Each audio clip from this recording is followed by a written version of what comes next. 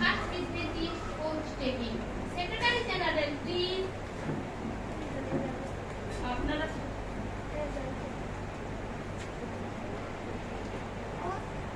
আপনারা সকলে অবগত আছেন যে গত 14 জুলাই 2022 পশ্চিমবঙ্গ বিধানসভা দুটি কেন্দ্রে উপনির্বাচন হয়েছে। উপনির্বাচনে জয়ী সদস্যদের শপথ গ্রহণের জন্য আমন্ত্রণ জানানো হচ্ছে। প্রথমে আসছেন 84 নবদ্বীপ বিধানসভা কেন্দ্রের উপনির্বাচনে জয়ী সদস্য শ্রীমতী রাধা বিনোদিনী বিনতি বণিক।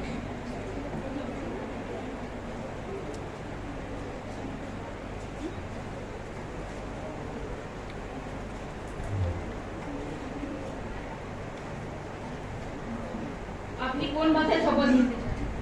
সংস্কৃত।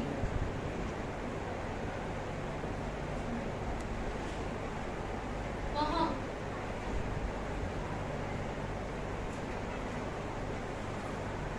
অহং শ্রীমতী রাধা বিনোদিনী বিনতি বণিক দেবস্য নাম্না শপথং করমি গম্ভীরতাপূর্বক শপথং করমি যৎ মম ভারত সংবিধানস্য প্রতি সাচ্চা বিশ্বাস নিষ্ঠা চ ভবিষ্যতি অহং তস্য সার্বভৌমত্বং অখণ্ডাত্মাং চ নির্বাহ ইষ্যামি ভারতং তথা চ যৎ অহং কর্তব্যানি স্বীকুর্যামি ইতি তস্য নিষ্পাদং নিষ্ঠায়া ভবিষ্যতি।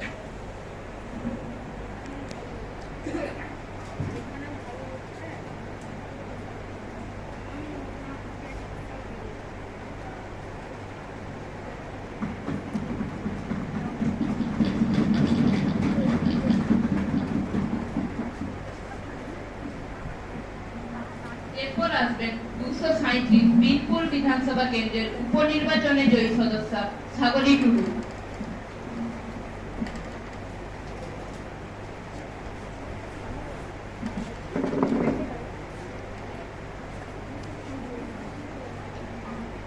আপনি কোন ভাষায় শপথ নিতে চান? সাঁওতাল।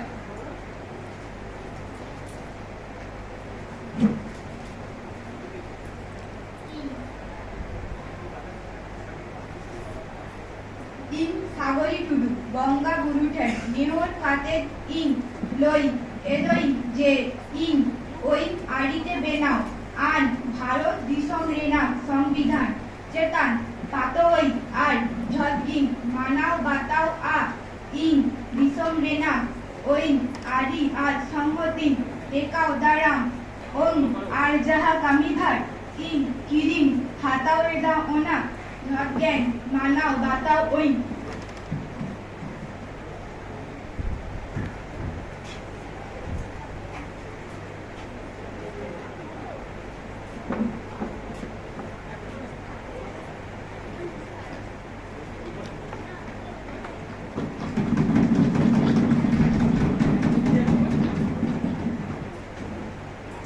সম্মানীয় বিধায়ক, সম্মানীয় বিধায়িকা ও মন্ত্রী মহোদয় মহোদয়গণ, আজ অত্যন্ত বেদনাহত চিত্তে জানাচ্ছি গত অধিবেশনের পর আমরা হারিয়েছি আমাদের দেশের গৌরব আন্তর্জাতিক খ্যাতি সম্পন্ন গায়িকা গীতা মঙ্গেশকর।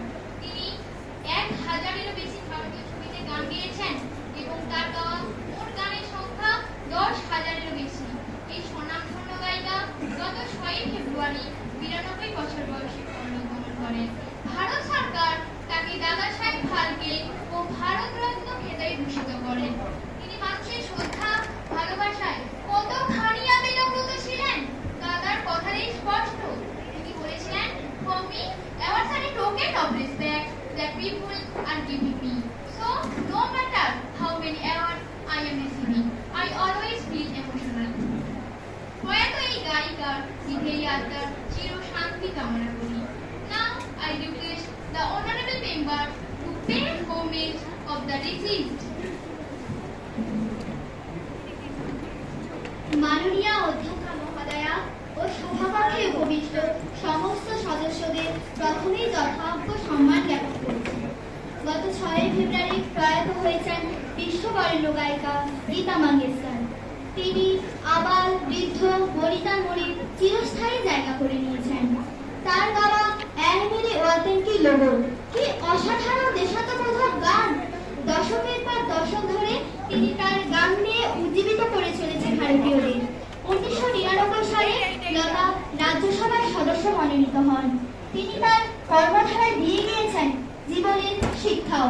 তিনি বলেছেন, "From my experience and understanding, I believe money follows name and fame, while recognition calls for a huge amount of sacrifice. To get something, you have to lose something. That's the rule of life." প্রয়াত গায়িকার আত্মার চিরশান্তি কামনা করে তার পরিবার পরিজনদের প্রতি গভীর সমবেদনা প্রকাশ করছি। Anybody else? Please. মাননীয় অধ্যক্ষ মহোদয়া ও সভাকক্ষে উপবিষ্ট সমস্ত সদস্যদের প্রথমেই যথাযোগ্য সম্মান জ্ঞাপন করছি। ভারতীয় সঙ্গীতে এমনই একজন নিজের প্রতিভায় বশ করেছিলেন, তিনি আর কেউ নন, আমাদের সকলেরই প্রিয় লতা মঙ্গেশকর। তার সঙ্গীতে এমন কণ্ঠ, এমন উৎকর্ষতা, এমন নিখুঁত উপস্থাপনা অন্যত্র বিরল। তার এই প্রতিভা ঐশ্বর্য, তিনি ঈশ্বরের অনবদ্য দান। তিনি নিজেই বলেছেন, "I feel God has sent me to sing. I started singing when I was 5, but I don't think I have worked as hard as many other people." দলের পক্ষ থেকে এই মহান গায়িকার প্রাণী তার পরিবারের প্রতি সমবেদনা ও তার মৃত্যুতে গভীর শোক জ্ঞাপন করছি। মাননীয় ভদ্র মহোদয় ও মহোদয়গণ, এই বরেণ্য প্রয়াত গায়িকার মৃত্যুর আত্মার চিরশান্তি কামনা করে আমরা সবাই উঠে দাঁড়িয়ে কিছুক্ষণ নীরবতা পালন করব।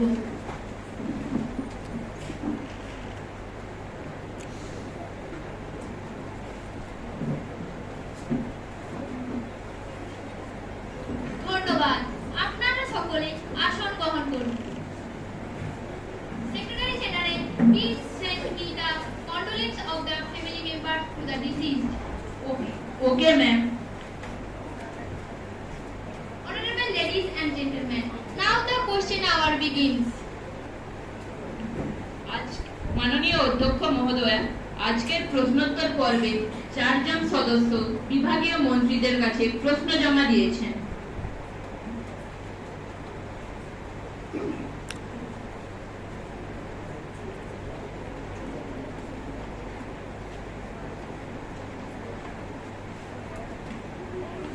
এখন বিরোধী দলনেতা মাননীয় সুজিত বিশ্বাস তার কাছে নিত 21 নম্বর প্রশ্নটি সভায় রাখবেন। Thanks a lot, Honorable Speaker. স্বাস্থ্য ও পরিবার কল্যাণ বিভাগের ভারপ্রাপ্ত মন্ত্রী মহোদয়া, অনুগ্রহপূর্বক জানাবেন কি করোনা সংক্রমণে আমাদের রাজ্যের এই মুহূর্তের পরিসংখ্যানগত চিত্রটি কি? সংক্রমণ প্রতিরোধে রাজ্যে কি কি ব্যবস্থা গ্রহণ করা হয়েছে? Honorable Health Minister, please. ধন্যবাদ মাননীয় অধ্যক্ষ মহোদয়া। মাননীয় বিরোধী দলনেতা যে বিষয়টি সবার মধ্যে উত্থাপন করেছেন তার উত্তর জানেন। আজ রাজ্যে কোভিড পজিটিভ কেস চিহ্নিত হয়েছে 2243, মৃত্যু হয়েছে 6 জন। মোট পজিটিভ কেস 20,74,550। রাজ্যের সুস্থতার হার 97.58%। করোনা পরিস্থিতিতে রাজ্য পর্যাপ্ত ব্যবস্থা গ্রহণ করেছে। করোনা যাতে এই রাজ্যে মহামারীর রূপ না নেয় সেই জন্য পশ্চিমবঙ্গ সরকার ইতিমধ্যে এই করোনা পরিস্থিতিতে আইসোলেশন ওয়ার্ড খোলার নির্দেশ দিয়েছে। বেলেঘাটার আইডি হাসপাতালে বেড সংখ্যা বাড়ানো হয়েছে। রাজারহাট বাঙ্গুর হাসপাতাল, সিএমসি মেডিকেল কলেজ হাসপাতাল, এনআরএস মেডিকেল কলেজ হাসপাতালে বেড সংখ্যা বাড়ানো হয়েছে। পশ্চিমবঙ্গ সরকার এই করোনা রোগ পরিস্থিতিতে 8টি অক্সিজেন প্ল্যান্ট বসানোরও সিদ্ধান্ত নিয়েছিল। Sir, do you have any supplementary? No, ma'am. Any more supplementary? মাননীয় অধ্যক্ষ মহোদয়া, আমি একটি অতিরিক্ত প্রশ্ন করতে পারি কি? আপনাকে অনুমতি দেওয়া হলো। ধন্যবাদ মাননীয় অধ্যক্ষ মহোদয়া। রাজ্যের কতজন মানুষকে এ পর্যন্ত কোভিড ভ্যাকসিন দেওয়া গেছে তা মাননীয় স্বাস্থ্যমন্ত্রীর কাছে জানতে চাইছি। কোভিড ভ্যাকসিনের প্রথম ডোজ দেওয়া হয়েছে 7,77,78,550 জনকে। কোভিড ভ্যাকসিনের দ্বিতীয় ডোজ দেওয়া হয়েছে 6,30,70,330 জনকে। এখন মাননীয় সদস্য রাধা বিনোদিনী বিনতি করি তারকা চিহ্নিত 53 নম্বর প্রশ্নটি সভায় রাখবেন। ধন্যবাদ মাননীয় অধ্যক্ষ মহোদয়া। শিক্ষা বিভাগের ভারপ্রাপ্ত মন্ত্রী অনুগ্রহপূর্বক জানাবেন কি বাল্যবিবাহে পূর্ব মেদিনীপুরের বর্ধমান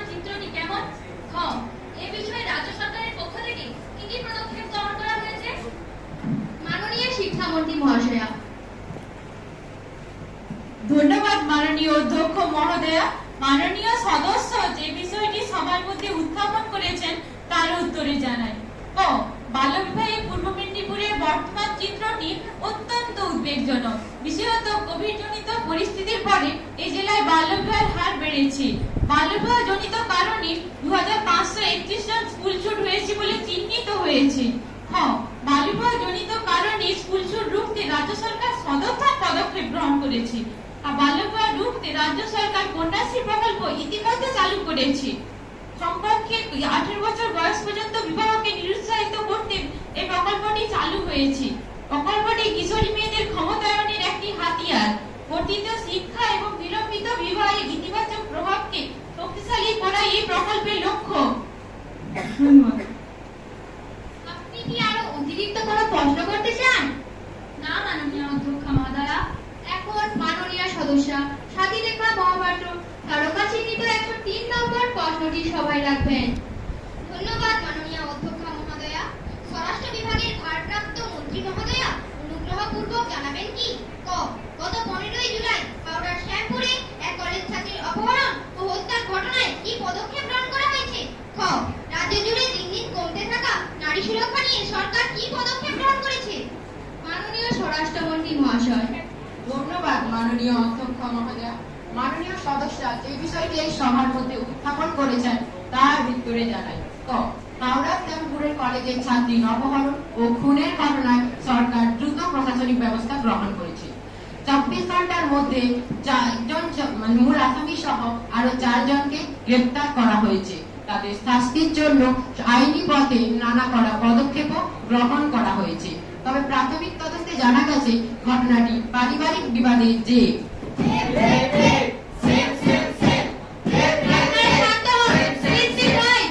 আসন গ্রহণ করুন।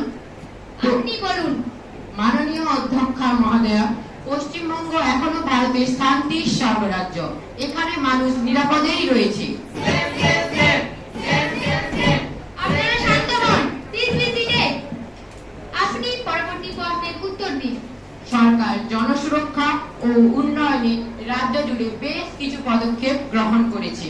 নারীদের বিরুদ্ধে অপরাধ প্রতিহত করার জন্য পর্যায়ক্রমে 65টি মহিলা পুলিশ স্টেশন গড়ে তোলার সিদ্ধান্ত নিয়েছেন আমাদের সরকার। পরিকাঠামোগত উন্নয়ন, জনসুরক্ষা বৃদ্ধি, স্বাস্থ্য পরিষেবা বৃদ্ধি, কর্মসংস্থান, দক্ষতা বৃদ্ধি, শিক্ষার বিকাশ এবং সামাজিক নিরাপত্তার বৃদ্ধিতে বিভিন্ন পদক্ষেপ গ্রহণ করেছেন আমাদের রাজ্য প্রশাসন। মহিলাদের আত্মরক্ষা স্বনির্ভর করতে প্রতিটি স্কুলে আত্মরক্ষার পাঠ হিসাবে ক্যারাটে, জুডো প্রশিক্ষণ দেওয়ার পরিকল্পনা গ্রহণ করেছেন আমাদের সরকার। আপনি কি আরো কোনো অতিরিক্ত প্রশ্ন করতে চান? না মাননীয় অধ্যক্ষ মহোদয়া। এখন মাননীয় সদস্য অনামিকা হাজরা তারকা চিহ্নিত 177 নম্বর প্রশ্নটি সবাই রাখবেন। Thanks a lot honourable speaker. খুবই দুর্ভাগ্যের বিষয় হলো যে এই রাজ্য শুধু রাজনৈতিক দূষণেই দুষ্ট নয়, পরিবেশ দূষণেও দুষ্ট। শিক্ষা, স্বাস্থ্য, প্রশাসন সর্বস্তরেই রাজনৈতিক দূষণ। শাসক দলের নেতাদের দাবিদারি না করলে, ঘুষ না দিলে শিক্ষিত বেকার যুবকদের চাকরি হয় না। শিক্ষাই সর্বত্র দলতন্ত্র। কোন পরিবারের কঠিন রোগ হলে সেই পরিবারকে সর্বশান্ত হতে হচ্ছে। এই রাজ্য এক অভূতপূর্ব রাজনৈতিক দূষণ। Honourable speaker, this is unlawful. মাননীয় সদস্য প্রশ্ন না করে শুধু ভাষণই দিচ্ছেন। Please come to the point. Please keep your question. Okay ma'am. আমার প্রথম প্রশ্ন, প্লাস্টিক বর্জ্য নির্মূলকরণে সরকার কি পরিকল্পনা গ্রহণ করেছে? আমার দ্বিতীয় প্রশ্ন, একবার ব্যবহারযোগ্য প্লাস্টিকের উৎপাদন ও বিক্রি বন্ধ করতে কতগুলি কারখানা ও মজুতদার বিক্রেতাদের বিরুদ্ধে পদক্ষেপ গ্রহণ করা হয়েছে কি? আমার তৃতীয় প্রশ্ন, প্লাস্টিক বর্জ্য ব্যবহার না করার বিষয়ে জনসচেতনতা গড়ে তুলতে সরকার কি পরিকল্পনা গ্রহণ করেছে? মাননীয় পরিবেশ মন্ত্রী মহাশয়া। Thank you honourable speaker. মাননীয় বিধায়িকার প্রথম প্রশ্নের উত্তর জানাই। প্লাস্টিক ব্যবহার নির্মূল ও প্লাস্টিক বর্জ্য ব্যবস্থাপনা নিয়ে সরকার বেশ কিছু পরিকল্পনা গ্রহণ করেছে। প্লাস্টিক রিসাইক্লিং বা ব্যবহৃত প্লাস্টিককে পুনর্ব্যবহারযোগ্য করে গড়ে তোলার পদক্ষেপ নেওয়া হয়েছে। সেই উদ্দেশ্যে প্রতিটি ব্লকে আপাতত একটি করে প্লাস্টিক রিসাইক্লিং প্ল্যান্টও বসানোর সিদ্ধান্ত নেওয়া হয়েছে। এমনকি এর বিকল্প হিসেবে পাটের প্যাকেট, কাগজের প্যাকেট প্রভৃতি ব্যবহার করার কথা বলা হচ্ছে। দোকানে রেটও করা হচ্ছে। দোকানে রেট রোধ করা যাবে? একদিকে সরকার নিয়ম মানাচ্ছে, অন্যদিকে নিয়মকে কাঁচকলা দেখিয়ে দেদার পলিথিন ব্যাগ ব্যবহার চলছে। প্লিজ মাঝখানে বলবেন না, আপনাকে অনুমতি দেওয়া হলেই বলবেন। Sorry ma'am. Honourable minister, please continue.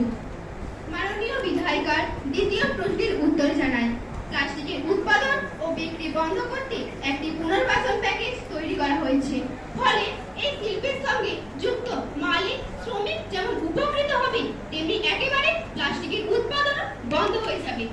মাননীয় বিধায়িকার তৃতীয় প্রশ্নের উত্তর জানায়, জনসচেতনতা গড়ে তুলতে বিভিন্ন স্কুল কলেজ এনজিওকে প্লাস্টিক দূষণের বিরুদ্ধে প্রচার অভিযানের কাজে নিযুক্ত করা হয়েছে।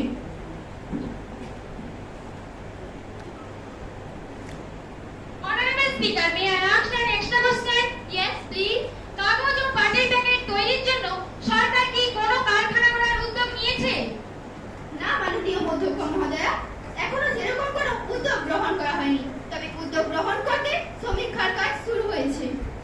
এখন মাননীয় বিরোধী দলনেতা সুজিত বিশ্বাস তারকা চিহ্নিত 104 নম্বর ফসলটি সভায় রাখবেন। Thanks a lot honourable speaker. শিক্ষা বিভাগের ভারপ্রাপ্ত মন্ত্রী মহোদয়া অনুগ্রহপূর্বক জানাবেন কি এ আমরা কোন রাজ্যে বাস করছি, যে রাজ্যে মন্ত্রী নাকি দুর্নীতির তিনি আবার নাকি শিক্ষামন্ত্রী ছিলেন একজন। তার আমলে টেট পরীক্ষায় পাস না করেও চাকরি পেয়েছে পৌঁছেলে।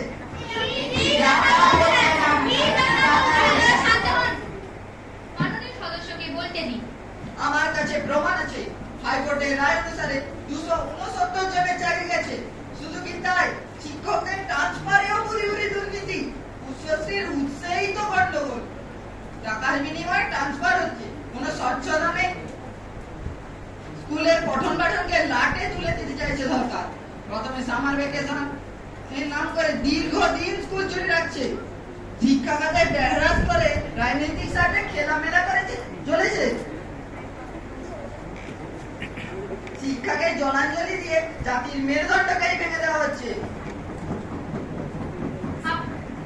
আপনি প্রসঙ্গের বাইরে যাচ্ছেন, মূল প্রশ্নে আসুন। সরি ম্যাম, আমি প্রশ্নে আসছি। সেই স্কুল সার্ভিস পরীক্ষায় কতজন পরীক্ষা দিয়েছিল এবং তার মধ্যে কতজন উত্তীর্ণ হয়েছে? খ, টেট উত্তীর্ণদের মধ্যে কতজনকে নিয়োগ করা হয়েছিল এবং তার মধ্যে কতজনকে বরখাস্ত করা হয়েছিল? Honourable education minister, please. Thank you honourable speaker. মাননীয় সদস্য যে বিষয়টি সবার মধ্যে উত্থাপন করেছেন তার উত্তরে জানাই। তো স্কুল সার্ভিস কমিশনে পরীক্ষা দিয়েছিল মোট 6,27,537 জন। এদের মধ্যে টেট কোয়ালিফাই ছিল 14,320 জন। খ, আপনার দ্বিতীয় প্রশ্নটি ছিল নিয়োগ ও বরখাস্ত সম্পর্কিত। এর উত্তরে জানাই, বিষয়টি যেহেতু কলকাতা হাইকোর্টের বিচারাধীন, তাই বিষয়ে কোনো তথ্য সরবরাহ করা যাবে না, যা জানানোর আমরা আদালতে জানিয়েছি। Honorable Speaker, may I ask an extra question? Please proceed. Thank you, ma'am. TET পরীক্ষায় যদি কোয়ালিফাই করে থাকেন 14,320 জন, তাহলে হাইকোর্টে পেশ করা তথ্য অনুযায়ী চাকরি প্রাপ্তের সংখ্যা 21,000-এরও বেশি কেন? নিয়োগ সংক্রান্ত বিষয়ে কোনো অস্বচ্ছতা নেই। বিষয়টি যেহেতু আদালতের বিচারাধীন, তাই বিষয়ে কোনো তথ্য পেশ করা সম্ভব নয়। Question number 42, honourable member Chunibala Hasda, please. Thanks a lot honourable speaker. পূর্ত বিভাগের ভারপ্রাপ্ত মন্ত্রী মহোদয় অনুগ্রহপূর্বক জানাবেন কি ক, দক্ষিণ পূর্ব রেলের গুরুত্বপূর্ণ জংশন পাঁশকুড়া। 1898 সালে খড়গপুর থেকে কোলাঘাট পর্যন্ত রেলপথ নির্মাণের কাজ শেষ হয়। প্রায় 125 বছর হতে চলল, অথচ আজও পাঁশকুড়ার মতো শহরে রেলওয়ে ক্রসিং এ ফ্লাইওভার নির্মিত হলো না। এখানে মানুষকে 1 ঘন্টার অধিককাল অপেক্ষা করতে হয়, ব্যাপক যানজট তৈরি হয়, মানুষের চরম ভোগান্তি হয়, দুর্দশার শেষ থাকে না। এ বিষয়ে রাজ্য সরকার অবগত আছেন কিনা? খ, যদি অবগত থাকেন তাহলে উক্ত ফ্লাইওভার নির্মাণে কি ব্যবস্থা গ্রহণ করা হয়েছে? ধন্যবাদ। মাননীয় পূর্তমন্ত্রী মহাশয়। মাননীয় অধ্যক্ষ মহাশয়া, মাননীয় সদস্য সবার মধ্যে যে বিষয়টির উত্থাপন করেছেন তার উত্তরে জানাই যে ক, পাঁশকুড়া রেলওয়ে লেভেল ক্রসিং এর ফ্লাইওভারটি নির্মাণের জন্য রাজ্য সরকার অবশ্যই অবগত রয়েছে। খ, উক্ত স্থানে ফ্লাইওভারটি নির্মাণের জন্য রেলওয়ে বোর্ড ইতিমধ্যে অনুমোদন দিয়েছেন, কিন্তু রেলওয়ে অধীনে থাকা কিছু জমিজনিত জটিলতার দরুন প্রকল্পটি আটকে রয়েছে। রেলওয়ে বোর্ড জমিজনিত জটিলতা মেটালেই কাজ শুরু হবে। Do you have any supplementary? No, ma'am. Any more আমি একটি অতিরিক্ত প্রশ্ন করতে পারি কি? আপনাকে অনুমতি দেওয়া হলো। জমি সংক্রান্ত জটিলতা মেটাতে রাজ্য সরকারের পক্ষ থেকে কি কি পদক্ষেপ গ্রহণ করা হয়েছে? মাননীয় পূর্তমন্ত্রী মহাশয়, মাননীয় অধ্যক্ষ মহাশয়া, জমি সংক্রান্ত জটিলতা মেটাতে এই বিষয়ে পূর্ব মেদিনীপুরের জেলা শাসককে নির্দেশ দেওয়া হয়েছে এবং রাজ্য রেলওয়ে বোর্ড ও প্রশাসনকে সাথে রেখে একটি কার্যকরী পদক্ষেপ নেওয়া হবে। আশা করা যায় এই অর্থ মাসেই সমস্যাটির সমাধান হবে। Honorable ladies and gentlemen, now the 0 hour begin. সভা চলাকালীন সময়ে বিরোধী দলের সদস্যরা রাধা বিনোদিনী বিন্দিমণি একটি সাম্প্রতিক ঘটনা নিয়ে আলোচনার জন্য অনুমতি চেয়েছেন। মাননীয়াকে অনুমতি প্রদান করা হলো। ধন্যবাদ মাননীয় অধ্যক্ষ মহোদয়া। পশ্চিমবঙ্গের একাধিক জেলা এই মুহূর্তে বন্যা বিধ্বস্ত। পশ্চিমে বাঁকুড়া থেকে পূর্বে হাওড়া পর্যন্ত সমস্ত নদী বিপদ সীমার ওপর দিয়ে প্রবাহিত হচ্ছে। ভেসে গেছে অসংখ্য গ্রাম। বাড়ি ভেঙে অথবা বিদ্যুৎ স্পৃষ্ট হয়ে দুদিনে 26 জনের মৃত্যু হয়েছে। নানাভাবে ক্ষতির সম্মুখীন হয়েছেন 20 লাখেরও বেশি মানুষ। আর তো মানুষের কাছে ত্রাণ পৌঁছচ্ছে না, উদ্ধার কার্য হচ্ছে না। সমগ্র এলাকা বিদ্যুৎ বিচ্ছিন্ন, পানীয় জলের হাহাকার চলছে, মানুষ বন্যার জল পান করছে। এইরকম অবস্থায় সরকারের পক্ষ থেকে কি কি পদক্ষেপ গ্রহণ করা হয়েছে তা মাননীয় মুখ্যমন্ত্রীর কাছ থেকে জানতে চাইছি। মাননীয় মুখ্যমন্ত্রী মহাশয়া, অনারেবল স্পিকার ম্যাম, আমি আপনার মাধ্যমে বিরোধী পক্ষকে জানাতে চাই যে এই মুহূর্তে বন্যা পরিস্থিতি জটিল। উদ্ধার কাজে সাহায্যের জন্য সেনাবাহিনীর কাছে আবেদন করা হয়েছে। আশা করা যায় দুর্গত এলাকায় সেনাবাহিনী দ্রুত পৌঁছে যাবে। মৃতদের পরিবার পিছু 2 লাখ টাকা করে ক্ষতিপূরণ দেওয়ার কথা নির্দেশ দেওয়া হয়েছে। মন্ত্রী এবং আমলাদের বন্যায় বিধ্বস্ত অঞ্চলে যাওয়ার নির্দেশ দেওয়া হয়েছে। বন্যায় এখনো পর্যন্ত সবচেয়ে ক্ষতিগ্রস্ত দক্ষিণ 24 পরগনা, বাঁকুড়া, হাওড়া, পূর্ব মেদিনীপুর এবং বর্ধমান। ড্রোনের সাহায্যে বিভিন্ন এলাকায় পরিদর্শন চালানো হচ্ছে। দেখা হচ্ছে কোথাও কেউ আটকা পড়েছেন কিনা। সরকারি তরফ থেকে ত্রাণ দেওয়ার কাজও শুরু হয়েছে। বিভিন্ন অঞ্চলে রাস্তার উপর ত্রিপল টাঙিয়ে অস্থায়ী ত্রাণ শিবিরও তৈরি করা হয়েছে। স্কুল কলেজেও ত্রাণ শিবির তৈরি করা হয়েছে।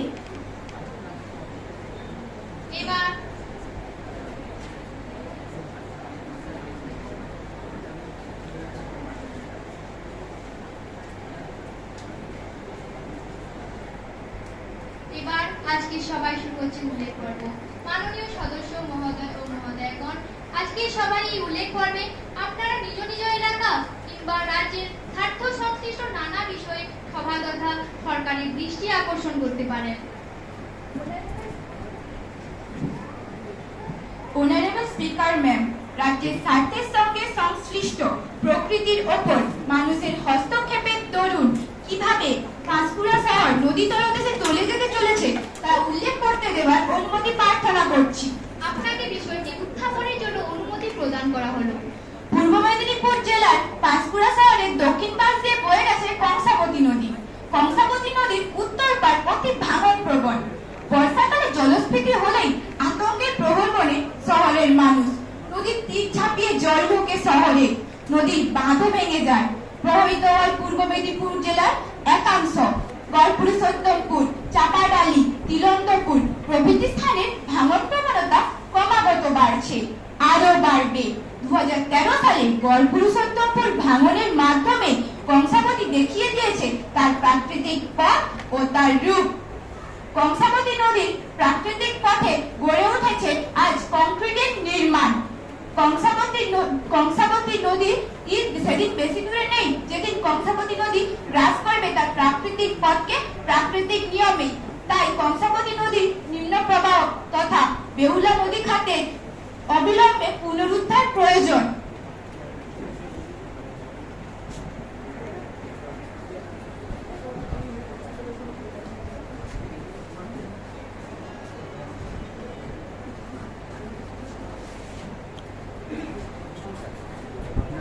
এক্সটেম্পো কম্পিটিশনে যে আছে তাকে সদ্ভাবনা ভবনে পাঠিয়ে দিই। আমি ফোন করছিলাম। আচ্ছা কি আছে এক্সটেম্পো যাবে কি? মাননীয় শিক্ষামন্ত্রী শুক্লা চট্টোপাধ্যায় এটা বলে দিন না, কম্পিটিশন শুরু হয়ে গেছে। মাননীয়কে অনুমতি প্রদান করা হলো। মাননীয় অধ্যক্ষ মহোদয়া, টিউশন প্রহিবিশন বিল 2022 বিলটি সকল সদস্য এবং সদস্যদের বিবেচনার জন্য আমি আমি সভায় পেশ করছি।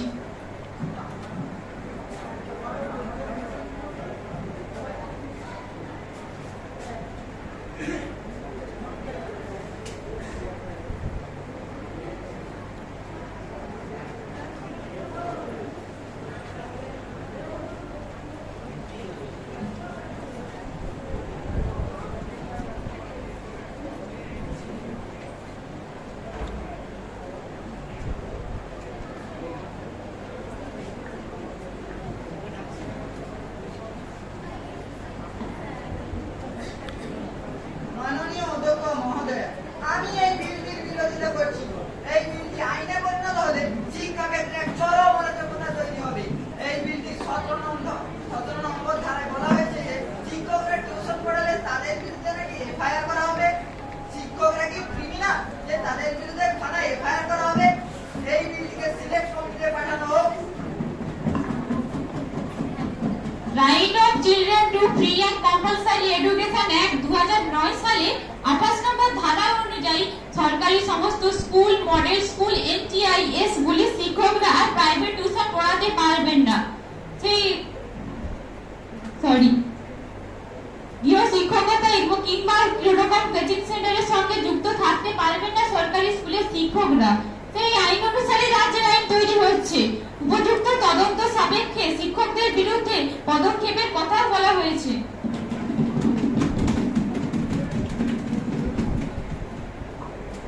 মাননীয় অধ্যক্ষ মহোদয়া, জেলায় শিক্ষকদের অভাব রয়েছে ঠিকই, কিন্তু তার জন্য বহু অভিভাবকই রীতিমতো সাদাসাদি করে থাকেন শিক্ষকদের কাছে। সেক্ষেত্রে শিক্ষকরা অসহায় বোধ করেন, বাধ্য হয়ে টিউশন পড়াতে। নামমাত্র অর্থ নিয়ে গৃহ শিক্ষকতা করেন অনেকেই। এই বিল আইনে পরিণত হলে ছাত্রছাত্রীরা বিরাট সমস্যায় পড়বে। বিলটি বাতিলের কোনো প্রশ্নই আসে না। করোনার সময় 2 বছর স্কুলে পঠন পাঠন প্রক্রিয়া বন্ধ ছিল, কিন্তু সেই সময় শিক্ষকদের পুরো বেতন দেওয়া হয়েছে। তারপরে অর্থের বিনিময়ে পাঠদান মেনে নেওয়া যায় না। শিক্ষকরা প্রয়োজনে বিনামূল্যে অতিরিক্ত সময় বিদ্যালয়ে পাঠদান করুন। অনারেবল স্পিকার ম্যাম, গ্রামাঞ্চলের বিদ্যালয়গুলিতে শিক্ষকের অভাব, দীর্ঘদিন নিয়োগ নেই, শিক্ষকদের ডিএ নেই। বিদ্যালয়ের পরিকাঠামো উন্নয়নে না তাকিয়ে শিক্ষক শাসনে মেতেছে এই সরকার।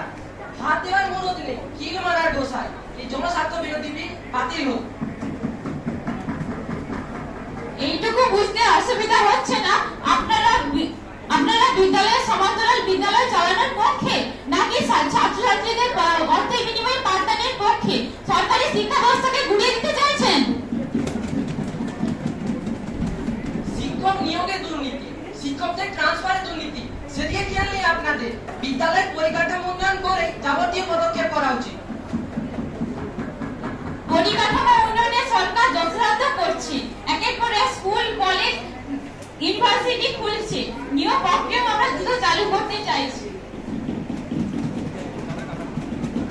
স্পিকার ম্যাম, এই বিল পাস হলে ছাত্র থেকে শিক্ষক উভয় বিপদে পড়বে। প্রত্যেক জনের জন্য টিউশনের প্রত্যেক সরকারের জন্য টিউশনের যে মাথা ঘামানো উচিত নয়। অনারেবল স্পিকার ম্যাম, আমি আপনার মাধ্যমে বিরোধী পক্ষকে জানাতে চাই যে আমরা এমনই এক রাজ্যে বাস করি যেখানে বিরোধীরা মানুষের পেটে লাথি মারতে চাইছে। হাজার হাজার যুবক যেখানে টিউশন নিয়ে তাদের জীবন ধারণের পথ করে নিয়েছে, সেখানে তারা শিক্ষকদের টিউশন পড়ানো উৎসাহিত করে যুবকদের পেটে লাথি মারতে চাইছে। শিক্ষকদের আমরা অপমান করছি না, তাদের মাস পয়লা বেতন সহ সব রকম সরকারি সুযোগ সুবিধা দেওয়া হচ্ছে। তারা বিদ্যালয়ের পাঠদানকে মনোযোগ সহকারে করুন। যুবকদের সাথে ও সরকারি শিক্ষা ব্যবস্থাকে রক্ষা করতে এই বিল পাস হোক। টিউশন প্রহিবিশন বিল 2022 বিলটি সভায় যেভাবে গৃহীত হলো তা গ্রহণ করা হোক। যারা এই বিলের পক্ষে রয়েছেন তারা হ্যাঁ বলুন, হ্যাঁ। আর যারা বিপক্ষে তারা না বলুন। মাননীয় সদস্য মহোদয় ও মহোদয়গণ, টিউশন প্রহিবিশন বিল 2022 বিলটি ধ্বনি ভোটে গৃহীত হলো। মাননীয় সচিব মহাশয়, আপনি বিলটি রাজ্যপালের কাছে প্রেরণের ব্যবস্থা করুন। বিলটি যথাসময়ে রাজ্যপালের কাছে প্রেরণ করে দেওয়া হবে।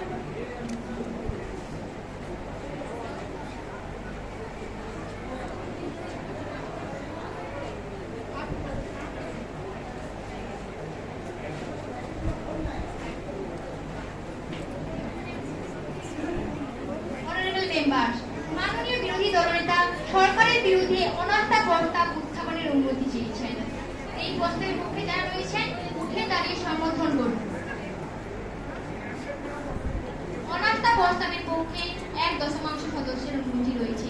এই সভা মন্ত্রী পরিষদের প্রতি অনাস্থা প্রকাশ করছে। মাননীয় বিরোধী দলনেতা, আপনি আপনার অনাস্থা প্রস্তাবটি সভায় পেশ করুন। মাননীয় অধ্যক্ষ মহোদয়, আমি এই সরকার তথা মন্ত্রী মণ্ডলীর বিরুদ্ধে অনাস্থা জ্ঞাপন করছি। এই সরকার তার রাজধর্ম পালনে ব্যর্থ হয়েছে। সরকারি দল ও প্রশাসন মিলেমিশে এখানে একাকার হয়ে গিয়েছে। প্রশাসনের উপর সরকারি কোনো নিয়ন্ত্রণই নেই, ফলে রাজ্যে দেখা দিচ্ছে চরম অরাজকতা ও বিশৃঙ্খলা। সাধারণ মানুষের জীবনে নিরাপত্তা বলে কিছু নেই। সাম্প্রতিক সময়ে লক্ষণপুরের হাসটুই গ্রামে গণহত্যা, বকখালিতে কিশোরীকে ধর্ষণের পর হত্যা, মধুপুরে বিক্ষুব্ধ জনতার থানা আক্রমণ, অনন্তপুরে গ্রাম পঞ্চায়েত প্রধানকে হত্যা, এইসব ঘটনা সরকারের প্রশাসনিক ব্যর্থতাকেই ব্যাপ্ত করছে। এছাড়া বেশ কয়েকটি খুন ও ধর্ষণ পরপর ঘটেছে, যাতে শাসক দলের জড়িত থাকার ঘটনাও সামনে এসেছে। শাসক দল প্রশাসনকে নির্লজ্জের মতো ব্যবহার করে বিরোধীদের উপর নিপীড়ন চালাচ্ছে। এই পর্যন্ত আমাদের দলে প্রায় 5,000 কর্মী ঘর ছাড়া। যারা ঘরে ফিরেছে তাদের মোটা অঙ্কে জরিমানা করা হচ্ছে। বহু মানুষ ভিটে বাড়ি বিক্রি করে অন্যত্র চলে যাচ্ছে। যে সরকার তার নিজের মানুষদের নিরাপত্তা দিতে পারে না, সে সরকারের আর এক মুহূর্ত ক্ষমতা থাকা উচিত নয়। মাননীয় অধ্যক্ষ মহোদয়া, সার্বিকভাবে রাজ্যের আইন শৃঙ্খলার পরিস্থিতি খুবই ভালো। রাজ্যে কয়েকটা বিচ্ছিন্ন ঘটনা ঘটেছে ঠিকই, তবে সব ক্ষেত্রে পুলিশ দ্রুত ব্যবস্থা নিয়েছে। অপরাধীরা ধরাও পড়েছে। তাদের করা শাস্তির জন্য সরকার নানা পদক্ষেপ গ্রহণ করেছে। তবে ঘটনাগুলির পেছনে বিরোধীদের উস্কানি রয়েছে। তারা সরকারকে বিব্রত করতে চাইছে। তবে যে কোনো বিশৃঙ্খলা দমনে সরকার সঠিক এবং উপযুক্ত অবস্থা গ্রহণ করবেন। মাননীয় অধ্যক্ষ মহোদয়া, জাতীয় ক্রাইম রেকর্ডস ব্যুরো রিপোর্ট বলছে 2012 সালে রাজ্যে খুন, ধর্ষণ, গৃহহানির ঘটনা অনেকটাই বেড়েছে। বিভিন্ন খুনের ছবি সমাজ মাধ্যমে ভাইরাল হয়েছে। এগুলো কেউ অস্বীকার করবেন? বিরোধী ও মিডিয়ার প্রচারে মানুষ বিভ্রান্ত হচ্ছেন। সব ঘটনাকেই সরকারের ব্যর্থতা বলে চালিয়ে দেওয়া হচ্ছে। কিছু কিছু খুনের ক্ষেত্রে দেখা যাচ্ছে পারিবারিক বিবাদ বা প্রলয় ঘটিত অশান্তি রয়েছে। সরকার তার জনগণের ব্যক্তিগত পরিসরে ঢুকতে পারে না। আর যেভাবে সরকারকে তুলে ধরা হচ্ছে তা বিরোধীদের উদ্দেশ্য প্রণোদিত অপপ্রচার ছাড়া কিছুই নয়। সবই যদি বিরোধীদের অপপ্রচার হয়, তাহলে ভাইরাল হওয়া ভিডিওগুলো তো আর মিথ্যে কথা বলবে না। ভিডিওতে দেখা যাচ্ছে যে ছাত্র সুশান্ত চৌধুরী প্রকাশ্যে ছুরি হাতে উন্মত্তভাবে কোপাচ্ছে নিজের প্রেমিকাকে। খুনের সময় সেনাটি কয়েকজন লোকের সঙ্গে কথা বলেছে। এইসব নারকীয় হত্যাকাণ্ড দেখে সারা রাজ্যের মানুষ শিউরে উঠেছে। এটিকেও দলে প্রণয় ঘটিত আখ্যান চলে খুন হয়েছে বলে সরকার ঘরে বসে থাকুক। আইনের শাসন যে কোনো পরিসরে থাকবে না কেন? খনি বিরোধী আন্দোলনে যেদিন বিরোধী দলনেতা যোগদান করেন, তার পরের দিনই হিংসা ঘটনা ঘটে। বিরোধীরা সুপরিকল্পিতভাবে রাজ্যে অশান্তি ছড়াচ্ছে। ওরা মানুষের দরবারে হেরে গিয়ে অনৈতিকভাবে ক্ষমতায় আসতে চাইছে। পুলিশকে দিয়ে পার্টির কাজ সামলানো হচ্ছে। এছাড়া পার্টির ভোট সামলাচ্ছে পেশনারি পুলিশ। সম্প্রতি 108 পুরসভার মধ্যে শাসক দল হেরেছে শুধু গয়েরপুরে। ফল বেরোনোর দিনই বদলি করায় সেখানকার ওসিকে। সরকারি দল জেতানোর দায়িত্ব পালনে ব্যর্থতাই বদলির কারণ। রাজধর্ম পালনে ব্যর্থ এই মন্ত্রী পরিষদের উপর আমি অনাস্থা জ্ঞাপন করছি। মাননীয় মুখ্যমন্ত্রী মহোদয়া, আপনি এই অনাস্থা প্রস্তাবের উপর আপনার মতামত প্রকাশ করুন। অনারেবল স্পিকার ম্যাম, আমি আপনার মাধ্যমে বিরোধী পক্ষকে জানাতে চাই যে আমাদের রাজ্য ভারতের শান্তির মরুদ্যান। বিরোধীরা কিছু ছোটখাটো বিচ্ছিন্ন ঘটনা নিয়ে চিন্তা করছে, যেখানে যা কিছু হচ্ছে গণ্ডগোল করছেন আপনারাই। জনগণের উপরে কেউ নেই, তারাই আমাদের ক্ষমতায় এনেছে। জনগণের নিরাপত্তা অত্যন্ত সুরক্ষিত রয়েছে। পুলিশ প্রশাসন দক্ষতার সঙ্গে আইন শৃঙ্খলা রক্ষায় কাজ করে চলেছে। তাছাড়া জনগণের নিরাপত্তা সুনিশ্চিত করতে 1 থেকে বেড়ে পুলিশ কমিশনারের এখন 7, পুলিশ জেলা 20 থেকে বেড়ে হয়েছে 28, থানার সংখ্যা 426 থেকে বেড়ে হয়েছে 733। এছাড়া 2011 সালে প্রতি 1514 জনে পুলিশ ছিল 1 জন, এখন প্রতি 635 জনে 1 জন পুলিশ রয়েছে। তাছাড়া পরিস্থিতি সামাল দিতে নিয়োগ করা হয়েছে 60 থেকে 70,000 সিভিল ভলেন্টিয়ার। ফলে অভিযোগের কোনো বিরোধীদের ভিত্তিই নেই। আসলে রাজ্যের উন্নয়নে বিরোধীরা আতঙ্কিত। সমস্ত চক্রান্তকে নস্যাৎ করে উন্নয়নের জোয়ার বয়ে নিয়ে জনগণের আস্থার মর্যাদা রাখতে আমরা বদ্ধপরিকর।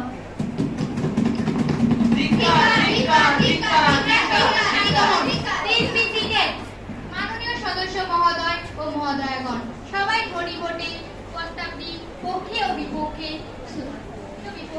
প্রস্তাবটি বাতিল হলো। যারা এই প্রস্তাবের পক্ষে রয়েছেন তারা উঠে দাঁড়িয়ে হ্যাঁ বলুন, আর যারা বিপক্ষে তারা না বলুন।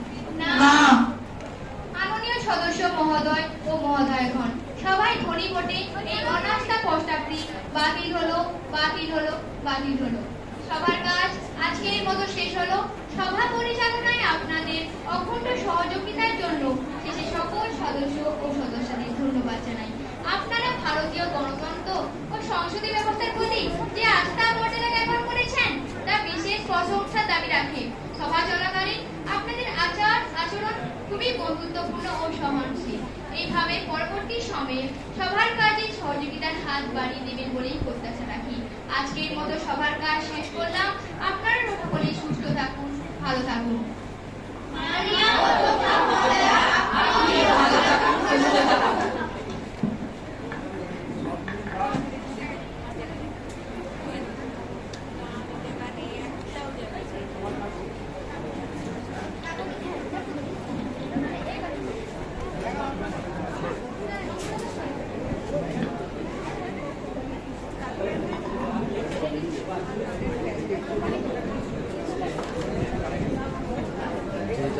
ওই দেখ ওই যেটা সই করছি বলবি।